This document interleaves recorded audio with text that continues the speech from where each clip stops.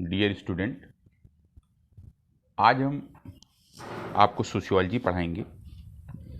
Sociology में जो 6 semester है, 6 सेमेस्टर में जो फर्स्ट पेपर है उसके बारे में आज हम बात करेंगे। तो जो फर्स्ट पेपर है, उस फर्स्ट पेपर का नाम है Pioneer of Indian sociology second.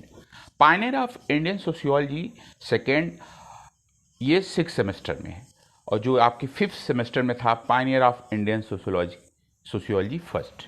ठीक है, तो पायनियर ऑफ इंडियन सोशियोलॉजी में कौन कौन से थिंकर्स हैं, थोड़ा उसके बारे में आज हम बात कर लेंगे कि कौन कौन से थिंकर्स हैं। तो एम एन श्रीनिवास पहले आपके थिंकर्स हैं, एस.सी. दुबे साहब हैं, है ना, रामकृष्ण मुखर्जी हैं।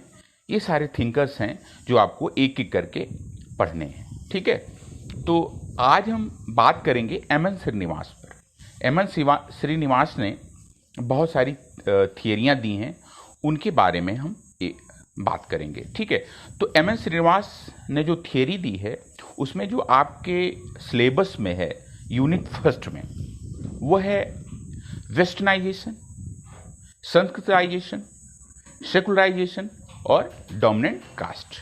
ठीक है, ये सब चीज़ें हैं, यानी पश्चिमीकरण, संस्कृतिकरण, लौकिकीकरण और प्रभु जाति। इसके बारे में एम एन श्रीनिवास ने बात की है। ठीक है बेटा, इसके बारे में एम एन श्रीनिवास ने बात की है। एक एक करके हम टॉपिक पढ़ाते जाएंगे, आपको बताते जाएंगे। ठीक है, तो पहला जो है उसमें हम बात करेंगे कि पश्चिमीकरण क्या है ना, पश्चिमीकरण क्या है उसके बारे में हम बात करेंगे, यानी वेस्टर्नाइजेशन, है ना। तो सबसे पहले हम जान लें कि एम एन श्रीनिवास का जन्म कब हुआ था।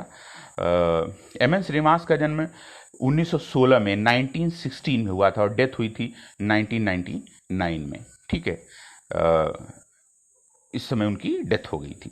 ठीक है, तो हम पश्चिमीकरण के बारे में जानेंगे, और इनका फुल नेम जो था वो था मैसूर नरसिम्हाचार्य श्रीनिवास, है ना, मैसूर नरसिंहाचार्य श्रीनिवास इनका पूरा नाम था, एम एन श्रीनिवास का, है ना। और ये जो बेसिकली भारतीय विद्या परिप्रेक्ष्य, there is a basic related to Indian learning perspective, भारतीय विद्या परिप्रेक्ष्य and the study of micro anthropological community, है ना, और एक समुदाय के अध्ययन से संबंधित थे, है ना। इनका जो मेन एस्पेक्ट था, जो थे, ये भारतीय विद्या परिप्रेक्ष्य से संबंधित थे। ठीक है, there were the father of perspective observation of Indian sociology of anthropology, भारतीय समाजशास्त्र और मानव शास्त्र में सहभागी अवलोकन के जनक थे। ठीक है, सहभागी अवलोकन के जनक थे। अब हम सबसे पहले जान लें कि वेस्टर्नाइजेशन यानी पश्चिमीकरण की मीनिंग और कॉन्सेप्ट का अर्थ और उसकी क्या अवधारणा है, उसके बारे में हम जान लें कि क्या है वेस्टर्नाइजेशन, पश्चिमीकरण क्या है। तो पश्चिमीकरण के बारे में कहते हैं कि पश्चिमीकरण क्या है उसके बारे में कहते हैं, उसके पहले हम इनकी जो बुक है उसके बारे में जान लें, और पश्चिमीकरण का यानी वेस्टर्नाइजेशन का सर्वप्रथम प्रयोग उन्होंने किस नोट में किया था वो हम जान लें, किस बुक में किया था वो हम जान लें। ठीक है, तो उन्होंने कहा था कि उनका जो कॉन्सेप्ट था वो वेस्टर्नाइजेशन मीनिंग एंड कॉन्सेप्ट, जो पश्चिमीकरण का जो कॉन्सेप्ट था उन्होंने एक लेख लिखा था, वेस्टर्नाइजेशन मीनिंग एंड कॉन्सेप्ट, है ना।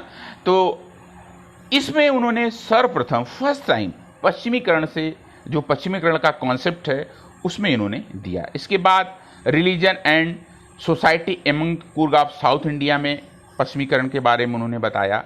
जो विस्तृत व्याख्या की, है ना, वो social change in modern India 1966, जो वेस्टर्नाइजेशन का एलुरेशन था, यानी उसका जो विस्तृत व्याख्या एलुरेट किया था उन्होंने, विस्तृत व्याख्या की थी, वो विस्तृत व्याख्या की थी उन्होंने social change in modern India में, है ना।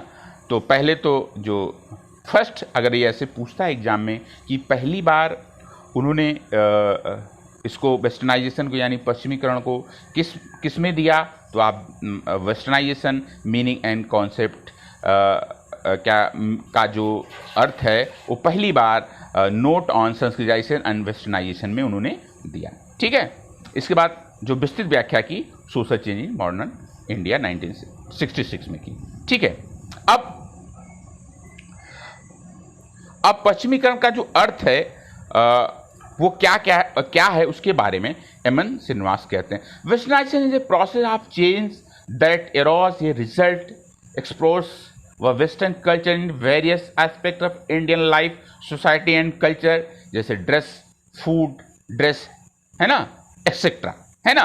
पश्चिमीकरण परिवर्तन की वह प्रक्रिया है जो भारतीय जनजीवन, समाज व संस्कृति के विभिन्न पक्षों में पश्चिमी संस्कृति के संपर्क में आने के फलस्वरूप उत्पन्न हुई, यानी पश्चिमी संपर्क में आने के फलस्वरूप उत्पन्न हुई। अब क्या है वो, लाइक पोशाक, यानी आप जो कपड़े पहनते हैं, है ना, खान पान, आपका जो क्या कहते हैं खान पान कैसा है, तौर तरीके। कहने का मतलब उनके ये है कि जो पश्चिमी संस्कृति यानी खासकर ब्रिटिश की बात वो करते हैं कि वो कहते हैं कि ब्रिटिश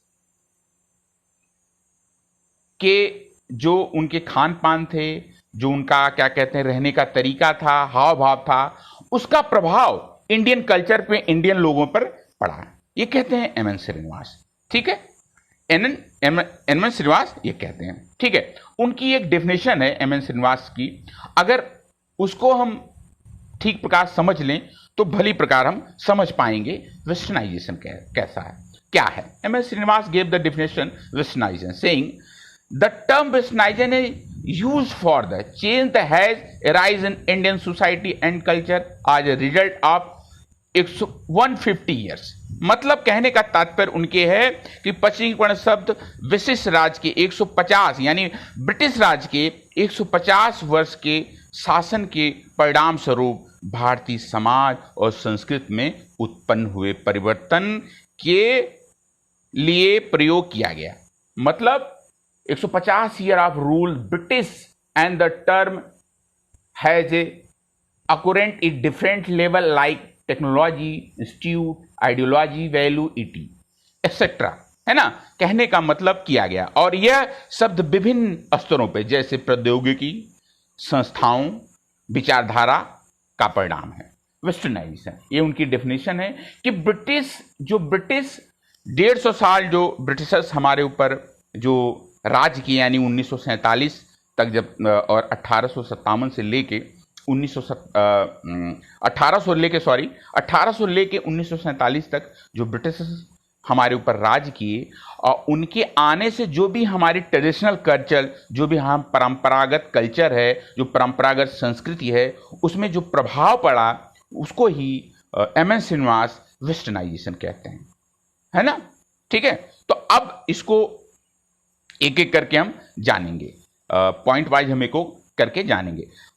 पश्चिमीकरण आधुनिकीकरण की उप प्रक्रिया है, यानी वेस्टर्नाइजेशन है सब प्रोसेस ऑफ मॉडर्नाइजेशन, मतलब उप प्रक्रिया है। मतलब मॉडर्नाइजेशन क्या है, मॉडर्नाइजेशन ज्यादा विस्तृत है और वेस्टर्नाइजेशन कम विस्तृत है, यानी ये इसकी उप प्रक्रिया है। वेस्ट जो आधुनिकीकरण है, आधुनिकीकरण जो है वेस्टर्नाइजेशन कहीं ज्यादा अधिक है, वही बात वो करते हैं। अभी हम इसको ठीक ढंग से आगे समझाएंगे। और दूसरा है historical it the link between pre modern and modern culture, ऐतिहासिक दृष्टि से पूर्व आधुनिक तथा आधुनिक संस्कृति के मध्य संपर्क सूत्र है। यानी पूर्व आधुनिक तथा आधुनिक संस्कृति के मध्य, यानी वेस्टर्नाइजेशन को वो बात करते हैं, पश्चिमीकरण को बात करते हुए बताते हैं एमएन श्रीनिवास कि ये क्या है, पूर्व मॉडर्न, पूर्व आधुनिक और आधुनिक के बीच सूत्र का काम करती हैं। यानी कि जब मॉडर्निटी शुरू हुई,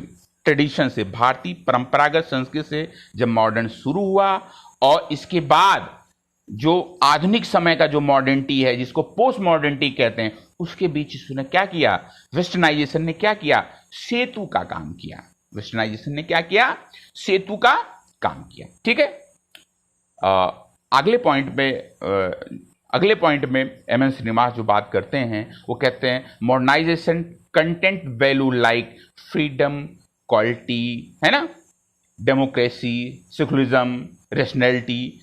अब हमने जो पहला पढ़ा था कि वेस्टर्नाइजेशन इज सब प्रोसेस ऑफ मॉडर्नाइजेशन। अब आधुनिकरण का क्या मतलब होता है?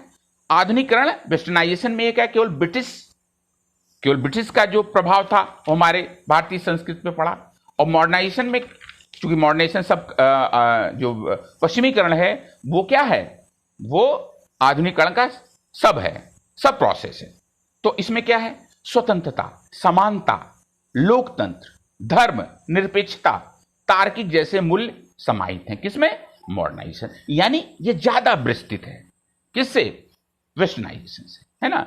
अब इसकी जो विशेषता है जिसको हम लिखें स्पेशलिटी, इसको कैरेक्टरिस्टिक्स कह सकते हैं, है ना। स्पेशलिटी को कैरेक्टरिस्टिक या फीचर्स कह सकते हैं इसको, जो जैसा विद्यार्थी इसमें कंफ्यूज ना हो। स्पेशलिटी को या तो हम कैरेक्टरिस्टिक्स कह सकते हैं या तो फीचर्स कह सकते हैं, है ना। हमने स्पेशलिटी लिख दिया है, उससे ज़्यादा अच्छा होता कि हम इसको कैरेक्टरिस्टिक्स लिख देते, बट स्पेशलिटी लिख दी है हमने। खैर, मुझे कंफ्यूज होने की बात नहीं है, मेरे लेक्चर को ध्यान से सुनेंगे तो कंफर्म हो जाएगा। अब क्या कहते हैं? स्पेशलिटी क्या है? मोरल नेचर कॉन्सेप्ट, नैतिक रूप से तटस्थ अवधारणा है।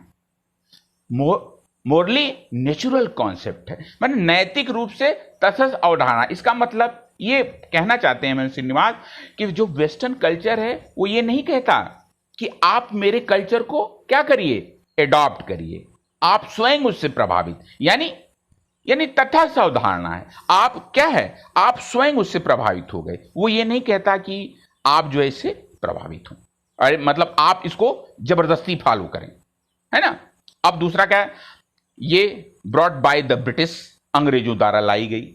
वेस्टर्नाइजेशन चूंकि 150 सालों का इंपैक्ट है भारतीय लाइफ, भारतीय कल्चर पे, तो ये केवल ब्रिटिश की बात करते हैं। वेस्टर्नाइजेशन का मतलब जो ब्रिटिश का जो प्रभाव है 150 सालों का, जो भारतीय संस्कृति पे पड़ा, तो ब्रॉट बाय द ब्रिटिश है।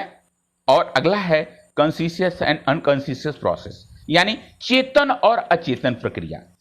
अब कुछ तो हम जो वेस्टर्नाइजेशन की जो संस्कृति है, जो उसकी कल्चर है, उसको हम चेतन रूप से, कॉन्शियस से एक्सेप्ट करते हैं, कुछ अनकॉन्शियस से एक्सेप्ट करते हैं। चेतन से लाइक भाई देखिए बहुत सारी उन्होंने, जैसे हमने ब्रिटिश शिक्षा हमने ग्रहण की उनकी, है ना। बहुत ज़्यादा कुप्रथा जो हमारे भारतीय समाज में चल रही थी, जैसे सती प्रथा का अंत किया, बाल विवाह प्रथा, तमाम ऐसी जो चीज़ें हैं हमने उनसे अडॉप्ट की। इंडस्ट्रियलाइजेशन, औद्योगिकरण, है ना, तमाम कम्युनिकेशन, संचार व्यवस्था हमने उनसे अडॉप्ट की, है ना।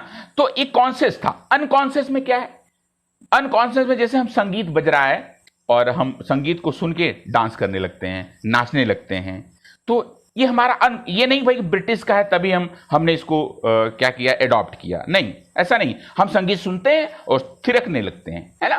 तो कॉन्शियस एंड अनकॉन्शियस प्रोसेस है, चेतन और अचेतन प्रक्रिया है। ठीक है। अगले में कहते हैं व्यापक जटिल बहुस्तरीय अवधारणा है ना। इज ए कॉम्प्लेक्स और मल्टी लेयर्ड कॉन्सेप्ट। व्यापक और बहुस्तरीय अवधारणा जैसे खान पान, पोशाक, तौर तरीके, कला, संगीत, रीत रिवाज, संस्कृत, लाइक फूड, ड्रेस, है ना, और क्या है, MANET, art, music, customs, culture, है ना। मतलब जटिल अवधारणा का मतलब एम.एन. श्रीनिवास कहने का मतलब इनकी ये है कि ये बहुत जटिल, कॉम्प्लेक्स है। भाई फूड्स, जो हमारा ट्रेडिशनल फूड था, दाल चावल हम लोग खाते थे, उसमें क्या हो गया, बहुत सारा चेंज आ गया। पेप्सी पीने लगे हम, है ना, पिज्जा खाने लगे, बर्गर खाने लगे, है ना। और फूड्स को हम क्या है, नीचे बैठ के पलथी मार के खाते थे, लेकिन कुर्सी मेज पे खाने लगे, है ना। ड्रेस हम पैजामा कुर्ता, धोती कुर्ता, जो इंडियन क्लॉथ है वो क्या है, धोती कुर्ता। जो ट्रेडिशनल है हमारी भारतीय संस्कृति का जो पोशाक है वो क्या है, ड्रेस, धोती कुर्ता है। लेकिन हम क्या पहनते हैं आज, coat pant, pant shirt, tie, है ना। म्यूजिक, हम क्लासिकल म्यूजिक, ट्रेडिशनल म्यूजिक की बात करते हैं, फिर वेस्टर्न म्यूजिक, तमाम वाद्य यंत्र जो वेस्टर्न के आ गए उसको हम क्या कहते हैं, वेस्टर्न रैप जिसको कहते हैं, वो संस्कृत हमारे, जैसे हम इंडियन क्लासिकल को सुनते थे, अब वर्तमान में डिकी मॉर्टिन को सुनते हैं, तमाम उसको सुनते हैं। तो क्या है, ये ब्रिटिश का प्रभाव है। कस्टम जो हमारी प्रथा थी उसको हम अपनाते चले आते थे, लेकिन कुछ ऐसी भारतीय जो प्रथा है उसको हम अपनाने लगे। और साइंटिफिक प्रोसेस है ना, साइंटिफिक प्रोसेस का मतलब है जो क्या कहते हैं, वैज्ञानिक जो प्रक्रिया है, साइंटिफिक जो प्रोसेस है कि पश्चिमीकरण क्या है, एक साइंटिफिक प्रक्रिया है, ट्रेडिशनल नहीं है। मतलब तमाम जो इंडस्ट्रियलाइजेशन हुआ उसमें और इंडस्ट्रियलाइजेशन अर्बनाइजेशन जो हुआ वो किस कारण हुआ, तमाम ये दो उद्योग लगे इंडिया में, इंडस्ट्री लगी, है ना। जो विज्ञान जब तकनीकी रूप से हम अच्छे होंगे तो हम जाहिर सी बात है इंडस्ट्री की बात करेंगे, औद्योगिकरण की बात करेंगे। तो 1850 के आसपास 1850 में इंडस्ट्रियलाइजेशन शुरू हो गया था, क्या कहते हैं, भारत में। किस कारण हुआ, सर्वप्रथम इंडस्ट्रियलाइजेशन इंग्लैंड में स्टार्ट हुआ, इसके बाद 1850 के आसपास भारत में स्टार्ट हुआ। तो किस कारण हुआ, साइंटिफिक, वैज्ञानिक। अगर विज्ञान की तकनीकी अच्छी न होती तो क्या हम हवाई जहाज बना पाते, क्या हम रेलवे ट्रैक बना पाते। 1853 में डलहौजी के समय में पहली रेलवे सेवा स्टार्ट हुई, है ना, मुंबई से पुणे तक, सॉरी थाने तक चली थी, है ना, मुंबई सेंट्रल से थाने तक चली थी 1853 में, लगभग 34 किलोमीटर, है ना। तो ये साइंटिफिक प्रोसेस है, वेस्टर्नाइजेशन, है ना। और वेस्टर्नाइजेशन का क्या इंपैक्ट पड़ा इंडियन सोसाइटी पे, पश्चिमीकरण का जो प्रभाव भारतीय समाज में पड़ा, उसके बारे में एक एक करके जानेंगे, है ना। जैसे पहला है व्यवहारात्मक पक्ष, यानी प्रैक्टिकल एस्पेक्ट क्या है, जैसे खान पान, वेशभूषा, है ना, और नृत्य, ये क्या है, यह है व्यवहारात्मक पक्ष। खान पान का मतलब हमने आगे समझाया है कि हम जो है अपना ट्रेडिशनल भोजन करते थे, दाल चावल रोटी सब्जी, और नीचे बैठ के उसको बकायदा भोग लगा के भगवान का स्मरण करके हम भोजन करते थे। लेकिन ऐसा नहीं रहा, उनके प्रभाव से हम टेबल मेज पे खाने लगे और अपना शूज पहन के हम खाने लगे और बिना मंत्र उच्चारण के हम भोजन करने लगे, है ना, उनके प्रभाव के कारण ऐसा हुआ, है ना। और ड्रेसिंग जो हमारा वेशभूषा है, पैंट शर्ट हम पहनने लगे, पजामा कुर्ता या धोती कुर्ता जो हमारी ट्रेडिशनल ड्रेस है उसमें परिवर्तन आ गया, ठीक है।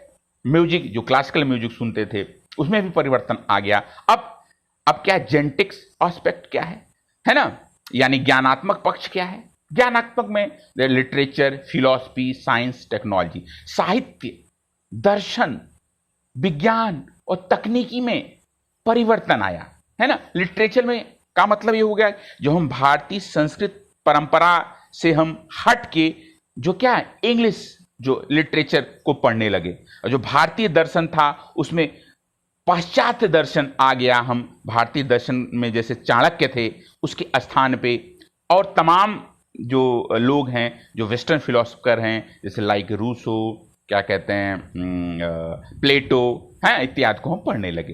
ये वेस्टर्नाइजेशन के कारण साइंस एंड टेक्नोलॉजी, विज्ञान और तकनीकी जो हमारी बड़ी जो ट्रेडिशनल हमारी व्यवस्था थी कि हम खेती हल जोत के करते थे, वर्तमान में ट्रैक्टर ने ले लिया। और हम उत्पादन कैसे बढ़ाएं, जो टेक्नोलॉजी है वो कैसे हम बढ़ाएं, इसलिए बड़ी बड़ी इंडस्ट्रियां इंडिया में लगने लगी, है ना। तो ये जेनेटिक एस्पेक्ट था। अब फंडामेंटल एस्पेक्ट क्या है, यानी मूल्यात्मक पक्ष क्या है, मानवता, ह्यूमैनिटी, इक्वलिटी, डेमोक्रेसी। अब ये बहुत बड़ा परिवर्तन है इंडियन सोसाइटी पे वेस्टर्नाइजेशन के कारण, यानी पश्चिमीकरण करके। पश्चिमीकरण के कारण जो हमारी ट्रेडिशनल परंपरा थी, ऊंच और नीच, हाई और लो कास्ट में जो हमारी जो ट्रेडिशनल इंडियन सोसाइटी, परंपरागत भारतीय समाज जो विभाजित था, उसमें परिवर्तन आ गया। अनटचेबिलिटी खत्म होने लगी, ह्यूमैनिटी आने लगी, इक्वलिटी, समानता की बात करने लगी। जैसा कि आपको पता है हमारी डेमोक्रेसी की अवधारणा कहाँ से ली गई है, वो भारतीय जो है जो संसद पद्धति है वो कहाँ से ली गई है, वो इंग्लैंड से आई है ना।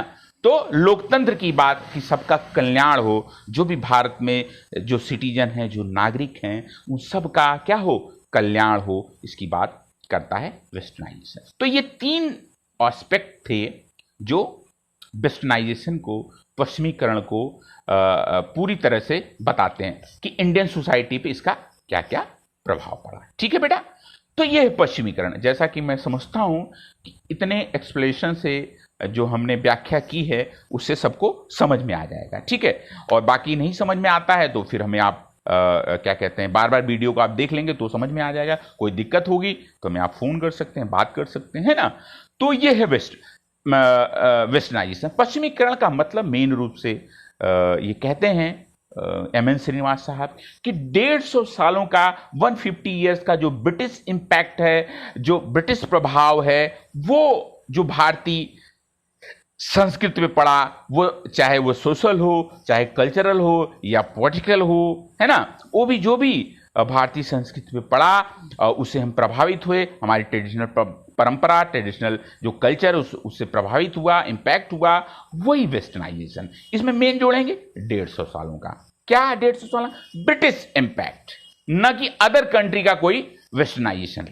ठीक है, अब इसका थोड़ा सा हम क्रिटिसिज्म देख लेंगे कि क्रिटिसिज्म इसका क्या है, यानी कि आलोचना किसने की। मेन रूप से आलोचना डेनियल लर्नर साहब करते हैं और योगेंद्र सिंह भी करते हैं। तो लर्नर साहब ने कहा कि ये केवल ब्रिटिश प्रभाव के कारण नहीं जो हमारी संस्कृति उसमें चेंज आया, बल्कि अमेरिका और रूसी संस्कृति के कारण भी हमारी संस्कृति में चेंज आया। ठीक है, और दूसरा Yogendra Singh, modernization of Indian tradition and other essays. Yogendra Singh की एक बुक है, चाहे तो आप लिख लें, हमने इसमें बताया नहीं है, लेकिन modernization of Indian tradition and other essays, है ना, इनकी एक बुक है योगेंद्र सिंह की। योगेंद्र सिंह कहते हैं कि पश्चिमीकरण की तुलना में आधुनिकीकरण अधिक प्रभावशाली अवधारणा है नहीं भाई। जो ब्रिटिश इंपैक्ट हमारे इंडियन पे पड़ा उससे ज्यादा प्रभाव आधुनिकीकरण का पड़ा। क्यों, कैसे? इसलिए इस आधुनिकीकरण पश्चिमीकरण से ज्यादा प्रभावशाली है। क्यों? क्योंकि अदर कंट्री के जो कल्चर हैं वो इंडियन कल्चर पे पड़े, like American culture, Russian culture, है ना, जापानीज कल्चर, है ना, मेन रूप से रशियन कल्चर और क्या कहते हैं अमेरिकन कल्चर का प्रभाव इंडियन सोसाइटी पे पड़ा, भारतीय समाज पे पड़ा, है ना। तो इस प्रकार से इनका ये कहते हैं कि ये मॉडर्नाइजेशन जो है वो वेस्टर्नाइजेशन से अधिक शक्तिशाली है। तो बेटा अगर क्रिटिसिज्म आ जाता है तो हम योगेंद्र सिंह और डेनियल लर्नर साहब को लिखेंगे। ठीक है बेटा, तो ये मेरे ख्याल से आज का वीडियो बहुत ही अच्छा और आपके लिए बड़ा इंपॉर्टेंट रहेगा। अक्सर पूछ लेता है वेस्टर्नाइजेशन लखनऊ यूनिवर्सिटी के एग्जाम में, तो आप इसको 1 वर्ड्स में पूछता है तो वो लिख सकते हैं, अगर स्पेन के लिए आता है अगर आपका तो वो आप लिख सकते हैं। ठीक है बेटा, तो आज के लिए इतना ही बस। Thank you student. और जो है